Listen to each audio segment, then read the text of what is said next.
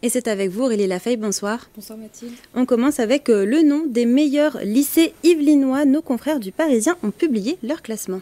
Et c'est le lycée militaire de Saint-Cyr-l'École qui occupe la première place du palmarès pour les lycées publics, avec 100% des taux de réussite au baccalauréat et 98% au taux pour les mentions. Puis Poissy avec le lycée Charles de Gaulle et le lycée Émilie Breteuil à Montigny-le-Bretonneux en troisième place. Pour le privé, c'est Saint-François d'Assise à Montigny-le-Bretonneux qui est en tête, suivi de Notre-Dame, les Oiseaux à Verneuil-sur-Seine et Sainte-Thérèse à Rambouillet. Ce classement s'établit selon 3 critères principaux: le taux de réussite au baccalauréat, le taux de mention et les indicateurs de valeur ajoutés aux lycéens. Cette dernière catégorie mesure la progression des élèves de leur entrée en seconde jusqu'à leur sortie en terminale. Quelques critères ont été rajoutés par le Parisien, comme la diversité des profils sociaux des lycéens ou la quantité d'options spécialisées proposées par les établissements. On poursuit Aurélie par des travaux à la station d'épuration du SIAP. Hier, 19 mars, la ligne directrice des travaux a été présentée par le président du service public de l'assainissement francilien, François-Marie Didier. À cheval sur 3 communes, Archères, Maison-Lafitte et Saint-Germain-en-Laye, le chantier de l'usine de traitement des eaux usées a débuté il y a 5 ans. Pour rappel, en 2019, un incendie important s'était déclaré sur le site. Le brasier avait alimenté par le chlorure ferrique fortement corrosif, ce qui a provoqué une grande pollution des cours d'eau et notamment de la Seine. En 1 an, près de 5 tonnes de poissons morts ont été ramassés aux abords des locaux de la station. Les constructions en cours ont pour objectif de revitaliser le site, d'augmenter les performances de l'usine, mais aussi d'assembler un bâtiment de stockage indépendant pour le chlorure ferrique, pour ainsi éviter les risques d'accident. Les travaux devraient se terminer en 2026. Une information à présent pour les usagers des transports en commun. Le RERC accumule les problèmes, Aurélie. Et oui, à 4 mois des Jeux Olympiques et Paralympiques de Paris, la ligne de train qui dessert plusieurs sites olympiques dans les Yvelines et à Paris ne semble pas être prête.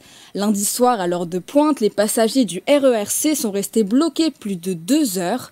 Excédés par l'attente, certains sont descendus sur les rails pour rejoindre le quai. Une panne d'aiguillage à la gare d'Austerlitz a paralysé le trafic. Des suppressions et des retards se produisent fréquemment sur la ligne. Aujourd'hui encore, des ralentissements ont eu lieu dans la matinée entre Versailles-Château rive gauche et vers Juvisy. La présidente d'Île-de-France Mobilité, Valérie Pécresse, attend des réponses de la part du groupe SNCF et demande que ces problèmes ne se produisent plus. Une bonne nouvelle à présent pour les étudiants à l'UVSQ. Une cabine de téléconsultation a été inaugurée aujourd'hui. Le déploiement des cabines de téléconsultation médicale se poursuit dans les Yvelines. Il s'agit de la 11e cabine inaugurée cette fois au cœur de la maison de l'étudiant Martin Panne de Guyancourt. Ce projet s'inscrit dans la volonté de proposer une offre de santé globale pour tous et en particulier pour les étudiants. Le public étudiant est un public avec des spécificités. Et puis la crise du Covid a fait ressurgir des problématiques de santé qui étaient plus ou moins latentes et qui s'expriment davantage, comme la santé mentale, le bien-être mental, la santé sexuelle, affective. Et les étudiants peuvent profiter de ce caractère confidentiel aussi en lien avec les consultations pour évoquer ces sujets-là. Porté par le département des Yvelines et l'opérateur Seine-Yvelines Numérique, le principe de cette cabine, lutter contre la désertification médicale et permettre aux usagers de bénéficier d'une consultation avec un médecin du territoire tout en ayant accès à de nombreux outils médicaux comme un tensiomètre ou encore un stéthoscope. Il faut comprendre que le département de Yvelines est confronté à une difficulté grandissante à ce niveau-là, avec 2 variables qui se superposent. Une variable de besoins grandissante de la population, liée au vieillissement de la population, et à une progressive désertification en termes médicaux, parce qu'il y a de plus en plus de médecins que par leur démographie, par la retraite, ou en tout cas, il y a progressivement moins de médecins installés.